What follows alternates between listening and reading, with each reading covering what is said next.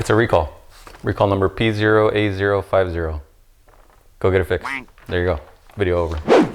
できなかった人はちゃんと復習するようにね。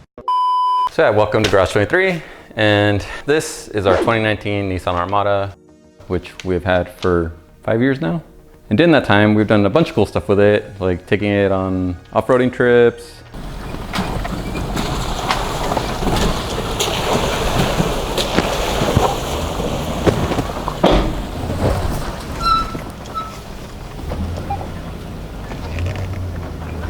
Installing one-of-a-kind parts that were probably the first in the US.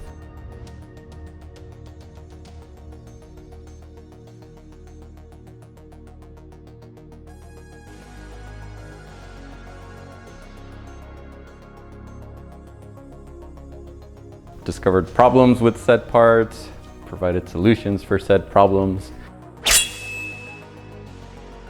And overall, it's been a great vehicle. We've loved it. It's been the best vehicle that we've ever bought, I think.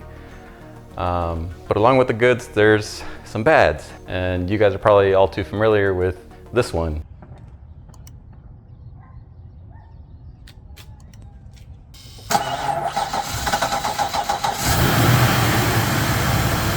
So if you search up that issue on any group or online, everyone's just gonna tell you, disconnect your smart alternator. There's a little plug by the battery.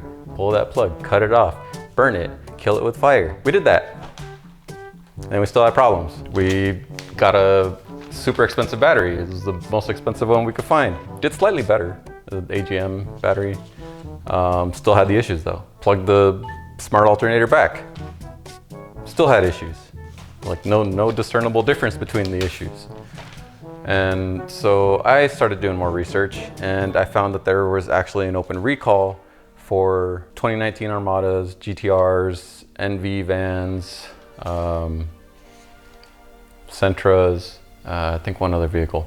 But basically, there's something wrong with the ECU in the vehicle, and from what I understood, it leaves one of the circuits in the engine live after you turn off the vehicle, which makes sense why we'll come back to it and then there's no power left and it won't start, because there was literally a drain being triggered by the ECU randomly. It was an intermittent issue, so I wouldn't do it every time, which is, you know, what we all experience. Like sometimes it works and then randomly it'll just not start.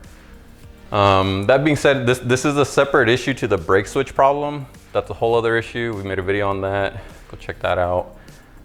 This is specifically pertaining to when you press the button, the vehicle tries to start but doesn't have enough power to. The brake switch issue is different because you press the button and nothing happens. The lights just come on but no attempt is made. Yeah. Like right now. Good job, Patrol, you did it on command. So this is specifically the battery issue. So you need to go to a dealership, tell them the recall. Again, for the Armada, it's P0A050.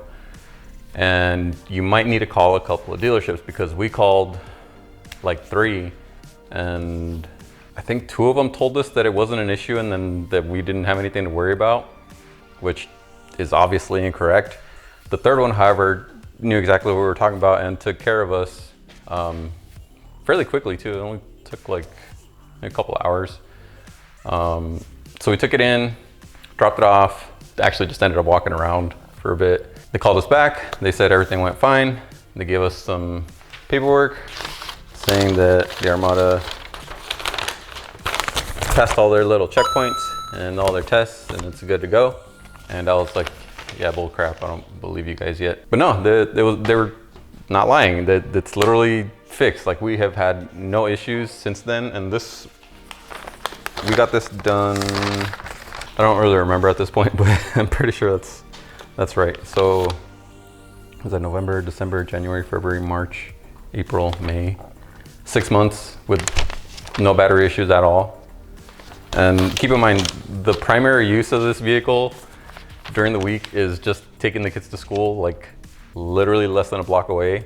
So constant short cycling, which I know is horrible for the engine, but hey, whatever, we bought a vehicle to use it. But that should cause issues with charging because you don't really give it enough time to actually charge. And it hasn't had any issues. We've taken it on road trips recently and not a hiccup. So pretty sure we can call this one just definitively fixed. So if you guys are still having your issues after replacing your battery, unplugging your smart alternator, ours is still unplugged, by the way. So I should probably test if like we plug it back in if we'll still have issues, because I'm curious if the smart alternator was ever an issue and the underlying cause was actually the ECU thing this whole time.